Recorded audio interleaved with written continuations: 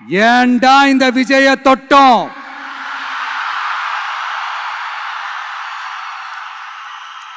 ஏண்டா விஜய் கூட இருக்கிற அந்த மக்களை தொட்டோம்? நினைச்சு நினைச்சு நினைச்சு ஃபீல் பண்ண போறீங்க. இது இன்னைக்கு நேத்துல நடக்கலங்க.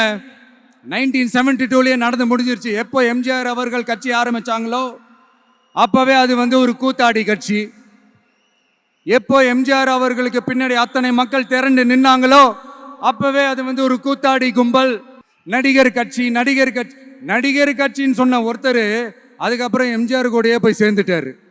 இன்னொருத்தர் இவரெல்லாம் ஒரு ரவுண்டு தாங்க வருவாரு, ரெண்டாவது ரவுண்ட்லாம் காணாம போயிடுவாருன்னு சொல்ல இன்னொருத்தர் அதுக்கப்புறம் போய் எம்ஜிஆர் கிட்டே போய் சேர்ந்துட்டாரு. ஸோ இந்த மாதிரி இவங்க 2 பேர் மட்டும் இல்லை, ஒட்டுமொத்த தமிழ்நாட்டு மக்களும் எம்ஜிஆர் அவர்கள் கூட தானே போய் சேர்ந்தாங்க. அதனால இது வரலாறு. இந்த வரலாறு நம்மளை விட அவங்களுக்கு இன்னும் நல்லாவே தெரியும். அதனால தான் பார்த்தீங்கன்னா 53 வருஷமா அதே கதறல்கள். கூத்தாடி கூத்தாடி கூட்டம், நடிகர் கட்சி நடிகர் கூட்டம். இப்படி மர்மயோகின்ற ஒரு படத்தில் அவருடைய கேரக்டர் பேர் கரிகாலன். அதில் ஒரு சூப்பர் டயலாக் ஒன்று சொல்லியிருப்பார். குறி வைத்தால் தவற மாட்டேன், தவறுமானால் குறியே வைக்க மாட்டேன். இதெல்லாம் யாருக்கு சொல்றோம் எதுக்கு சொல்றோம்னு புரிய வேண்டியவங்களுக்கு புரிஞ்சா நல்லா இருக்கும்.